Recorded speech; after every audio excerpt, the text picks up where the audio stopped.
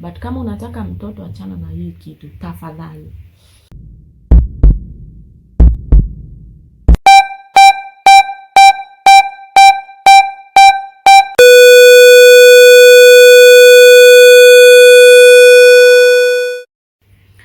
Hello my people, karibuni sana to this another episode. This is where we are going to talk about family planning, and welcome so much. Whenever you have a question, you can ask, and I know you are going to tackle it together. Whenever you have challenges, you can research on it. Karibuni guys. Today we are going to talk about family planning, whereby we are going to tackle all that is the natural method and the modern method, whereby basically nowadays I know it is the natural, the modern methods that are used, but we are going to touch each and every natural method that we use here in our country. Family planning, it's the practice of controlling the number of children you as an individual want to have, and the spacing between one child to another. That's all. And then we are going to talk about different type of the family planning methods. Number one, we are going to talk about the natural methods, and then the modern methods. The number one natural method is abstaining from sex whenever you know you're fast. Number two, we are going to talk about calendar method, and this normally works for the most of the people. That is where they calculate the days regarding their cycle. You know, normally the 14th day, where after your first day of your period, the 14th day, that's when you're ovulating. For the people who have the regular periods, it is suitable for them. But with irregular periods, you have to consider some 2 months. That is the longest period whenever it came, and the shortest for you to be able to know your fertile days. But there are so many days whenever you calculate with the longest and the shortest, so it's not suitable for the irregular periods. But for the regular, it is so nice. That is where maybe, for example, your cycle goes for 30 days. You calculate from the first day of your, when you started your period, to the 14th day. That's when you're ovulating. And then before this 14th day, minus 3, and at this 14th day you want 3 still, or 5, 3 to 5. We are going to talk of another method, that is the lactational amenorrhea. The amenorrhea is the period whereby you're not receiving your periods. For the women who have given birth, there's a period that you don't receive your menses. That is the period that you see you can use that is the lactational amenorrhea. The reason as to why you're not receiving your period at this time, that there is this hormone called the prolactin. When the prolactin levels are very high, you cannot ovulate. That is number one. And this hormone helps in the production of milk. So for you as a woman to use this method, there are some of the rules that you're supposed to follow. Number one, you're supposed to breastfeed exclusively. You're not supposed to supplement this kid. It's only breast milk. Another thing that you're supposed to follow, the intervals, you're not supposed to exceed more than 3 hours before breastfeeding this kid. This is why this method is very hard for the people who are working. Number 4, not a child more than 6 months old that you can use this method. It's only for the kids that are less than 6 months. So, and this method, it's according to the research that has been done, it is 98% effective if at all you follow the rules.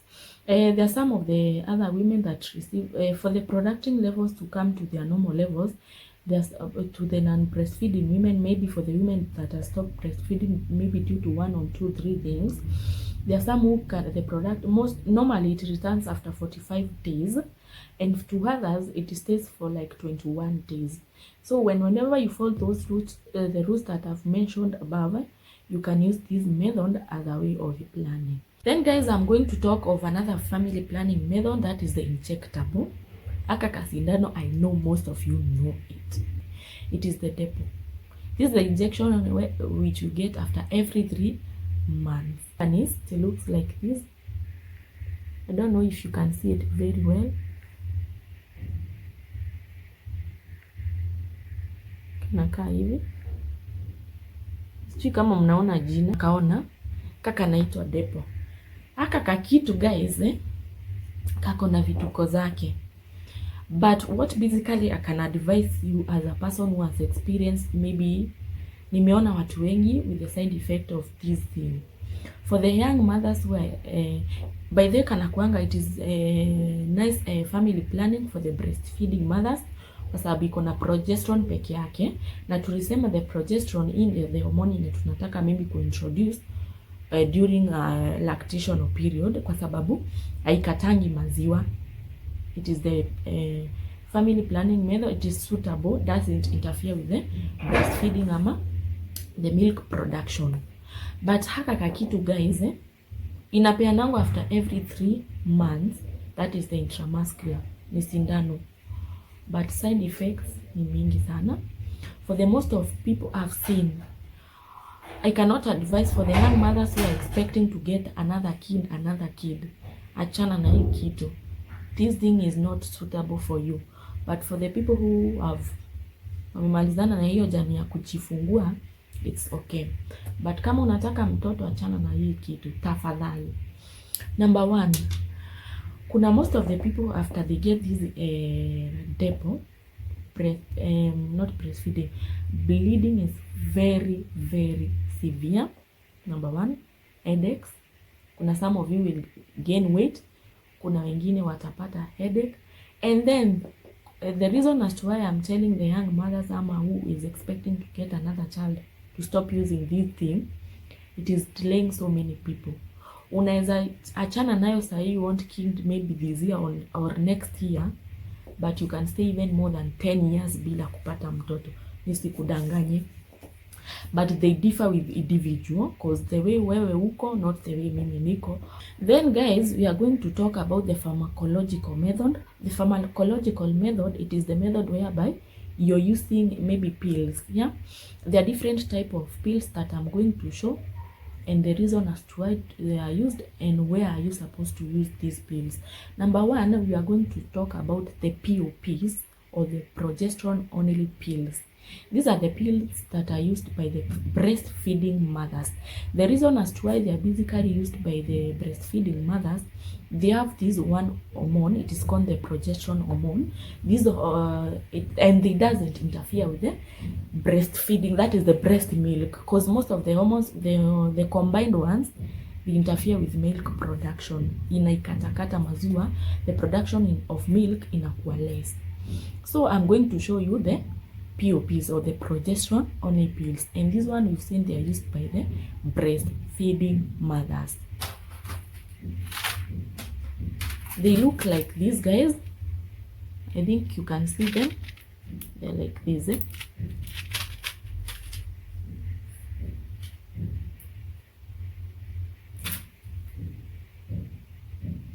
They are that pills. This one has one hormone, that is the progesterone hormone, and they are used by breastfeeding mothers. They look like this. I think you can see them. Okay. Then we are going to talk of another method, that is the COCs, or the combined oral contraceptives. These one are not supposed to be used by breastfeeding mothers because zinakata maziwa. Okay, I'm going to show them. They are of different types and different. Yeah, we have this one, the Femiplan. I know most of you have seen this. They are the 21 tablets, and the one, this tablet is the one, it's the iron supplement. It's just to supplement whenever, cause unachukua from here up to here, that is the 28th day, the 21 day, then una stop. During that period una rest ukingoja your period for the 7 days. Tunapeanga mtu hii, this is to supplement, ni za iron ile usipungukiwe na hiyo damu. Tunapeanga, and most of you wataniambia huwa wanasahau. As an habit yako kuendeleza hizo dawa so that you cannot forget, unaendelezanga na hizi after umemaliza hii, and then you start another cycle. Na wengi period inakuwa imekuja hapa. Ukipumzika these 7 days, then unaanza kumeza pills tena. Then guys, we are going to talk about another method, that is the subdermal implants. That is zenye mnasikianga watu wakisema nimewekwa implant, kuna wenye watakwambia nimewekwa Jadel. Those names, name them all. Na zinaikangwa hapa kwa mkono. Those are the things that I'm going to talk. Number one, I'll talk about the Jadel. This one, it is the same, inaitwa the Norplant. So for the most of the people wanaita Jadel because that is the name yenye inakuja nayo, but is the yenye inaitwa the Norplant, na inakuanga effective, that is from 96 to 99% ikishaekwa. But for this, for basically for all this family planning I'm going to talk, nitawaelezea how effective after umewekwa sahi. Is it effective saa hiyo? I'm going to tell them, yeah. For this one, ukishaekwa sahi, give it 5 days for it to be effective. And for this one zinakuanga tu, hii sita unseal inakaa hivi, ni the 2 strands, this one and this one. So unaekwa hapa kwa mkono and it stays after 5 years inatolewa. This one iko na hizo mbili, and there are some of the people when wana insert this one na inakaa for 3 years, yeah. So for you to be hapa umeandikiwa vizuri, it must be removed after 5 years. Zinakaingi hivi, inakuanga, nitaonyesha ka kitu kenye we do insert with, inakaa hivyo. And for this one, that is the, if top, it is the Norplant. It has another one, that is the Implanon. Implanon looks like this. Is unsealed, but I'm unsealing it. I show you the way it looks like. This one, it stays for 3 years. 3 years. And this one, the 2 rounds, it's for 5 years. And we've said it is 96 to 99%. And then ukiwekwa like today, you expect it to start working like after 5 days. Hizi mbili, they are totally different. Let's look the way this one looks like.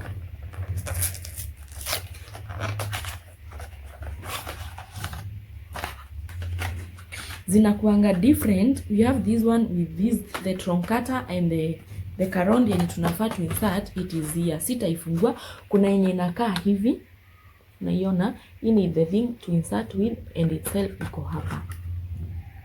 This is for 3 years, and this one is for 5 years. And then guys, we are going to talk of another method, that is the barrier method. The barrier method, this is the method whereby we use condom, the diaphragm, and then there is this, the cervical cap. Normally the most of the thing that is used here, it is the condoms.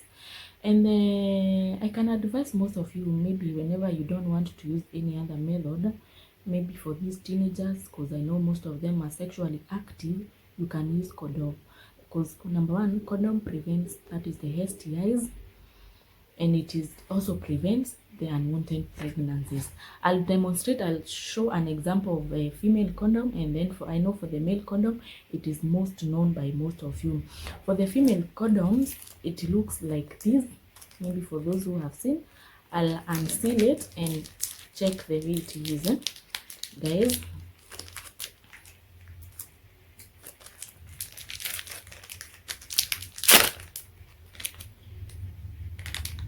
So for the female condom, looks like this. It has this link above here and this one down here. It is looks like this, and over this side it is like this. Maybe for those of you who have never seen it, it looks like this. And on this other side it has a ring. And then I think basically for most of you have never seen, that is the female condom. It has the ring on the upper side and on the lower side, and that's all. And then regarding this matter, there is a clip that I'm going to do on how to use a condom, and I will demonstrate for the female and the male. I'm not going to unseal this one. I know most of you know this. The male condoms are it's very common, yeah, and it has different types and the flavors. And that's all, guys, for the barrier method. The menstrual, that is the cervical cap and the diaphragm. It's not commonly used, but I'll attach a photo of how it looks like, and for you to just check. Then there is these other two methods that another method I'm going to talk about, that is the sterilization. That is whereby there is one method of sterilization, kuna hii tubal ligation, and vasectomy. The tubal ligation, it is whereby kwa mwanamke the fallopian tubes zimekatwa ama they are clipped ama zimefungwa. So whereby the sperm haziwezi penetrate. I'll show you a photo on how inafanywa. It is either clipped, cut ama clipped. So there is that the sperms cannot penetrate. There are some of the people who will ask me, can this be reversed? Yes, 40 to 50% zinakuanga reversed and others are not successful. After that is after tubal ligation, whereby unasikia mtu akisema mimi nilifungwa hiyo nyumba ya uzazi. So mostly hata ikikuwa successful reversed, most of the people experience that the appearance of ectopic pregnancies, whereby pregnancy yenyewe maybe already ushapata mimba but where it's supposed to be haiko hapo, inaweza jiattach anywhere. So most of them imekuwa successful result wanapata, it's the ectopic pregnancies. Check on that. Then we are going to talk about the vasectomy. Vasectomy, it is whereby hizo the nini za mwanaume zinakuwa removed ama pia zenyewe zinakatwa. This one not sure if they can be reversed. And for this method of sterilization, the 100%. This is yenye tunasema 90-50. No, this one it is 100% effective. Sawa sawa. Basically, then I want to tell you some of the key things that you're supposed to check maybe whenever you're considering your family planning. Number one, if you're breastfeeding for the first months here, maybe you can, if at all you're not working, you can consider that is lactation or amenorrhea. But if it's very hard for you, that is after 4 to 6 weeks, that is after 6 weeks, you can consider insertion of the copper T. It will be suitable for you. Number 3, maybe you can consider the progesterone only pills. That is for the breastfeeding mothers. But for the breastfeeding mothers still, even though the depot is suitable for you and you want to get another kid afterwards, I cannot advise for that. But still, whenever you go for health facility, they'll teach you all about this and then you can choose by yourself. And then another thing I can teach you, maybe basically for those who want to get kids, avoid the depot. Yeah, those are the most of the things that I wanted to comment about. For the copper, those who have copper insertions, you can consider checking after some months for you to be sure that it is in place. Sawa. And basically that's what I was talking about, family planning. And next we are going to talk about vaccines, the baby vaccine. We talk about KEPI. KEPI, this is the expanded, the normal vaccines that we get from Kanjo, the Kanjo hospitals. And we have the baby friendly. These are the vaccines that unasikia, hizo zinalipiwa, unasikia watoto hawali. We are going to talk about them. And that's all, guys.